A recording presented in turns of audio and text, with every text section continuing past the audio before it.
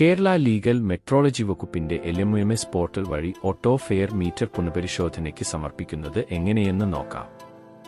അതിനായി നിങ്ങളുടെ മൊബൈലിൽ ഗൂഗിൾ ഓപ്പൺ ചെയ്ത് LMS എന്ന് സെർച്ച് ചെയ്യുക.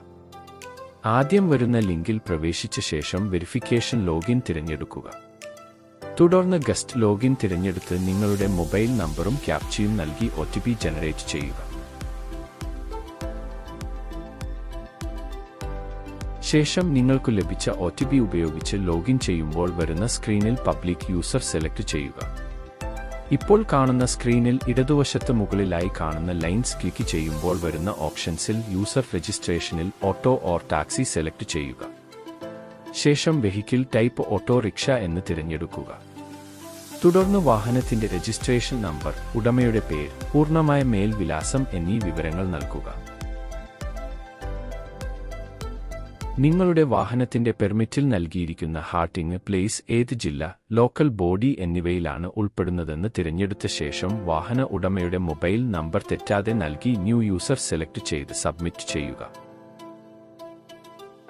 അടുത്തതായി കാണുന്ന സ്ക്രീനിൽ ആഡ് വെയ്റ്റ്സ് ഫ്രം സർട്ടിഫിക്കറ്റ്സ് തിരഞ്ഞെടുക്കുക. ശേഷം സർട്ടിഫിക്കറ്റ് നമ്പർ നൽകേണ്ടതുണ്ട്. അത് നിങ്ങളുടെ ലാസ്റ്റ് വെരിഫിക്കേഷൻ സർട്ടിഫിക്കറ്റിൽ വലതുവശത്ത് മുകളിലായി കാണാവുന്നതാണ്.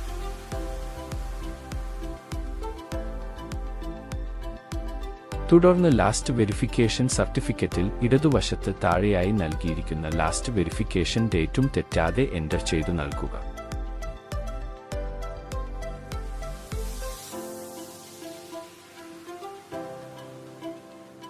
അടുത്തതായി അവസാനമായി പരിശോധന നടത്തിയ ജില്ല, ഓഫീസിന്റെ പേര് എന്നിവ തിരഞ്ഞെടുത്തു നൽകുക.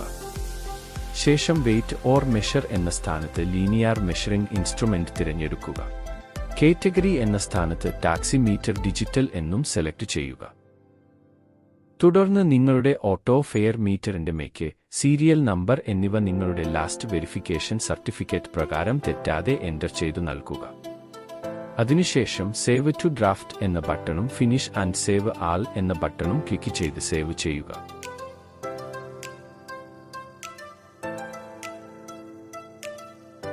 തുടർന്ന് വരുന്ന സ്ക്രീനിൽ റീവെരിഫിക്കേഷൻ ടാബ് സെലക്ട് ചെയ്യുക.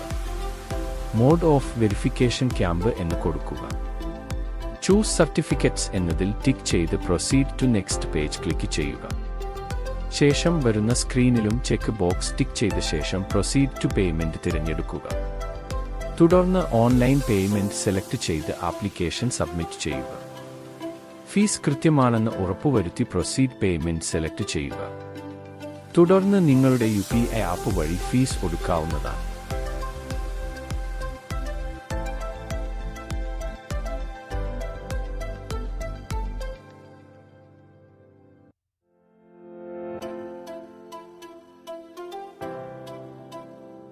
പേയ്മെന്റ് ചെയ്ത് കഴിയുമ്പോൾ വരുന്ന വിൻഡോയിൽ നിന്നും വ്യൂ PDF ക്ലിക്ക് ചെയ്ത് നിങ്ങളുടെ ആപ്ലിക്കേഷൻ ഡൗൺലോഡ് ചെയ്യാവുന്നതാണ്. അഥവാ പേയ്മെന്റ് ചെയ്തു കഴിയുമ്പോൾ സ്ക്രീനിൽ കാണുന്നതുപോലെ ഇറർ കാണിക്കുകയാണെങ്കിൽ റിട്ടേൺ ടു ഡാഷ്ബോർഡ് സെലക്ട് ചെയ്യുക. ശേഷം വരുന്ന സ്ക്രീനിൽ ചെക്ക് പേയ്മെന്റ് ക്ലിക്ക് ചെയ്യുക. തുടർന്ന് ചെക്ക് പ്രീവിയസ് പേയ്മെന്റ് ക്ലിക്ക് ചെയ്യുക. 10 മിനിറ്റ് വെയിറ്റ് ചെയ്ത ശേഷം ഇതേ രീതി ഒന്നുകൂടെ ആവർത്തിക്കുമ്പോൾ നിങ്ങളുടെ അപേക്ഷ ഡൗൺലോഡ് ചെയ്യാൻ കഴിയുന്നതാണ്.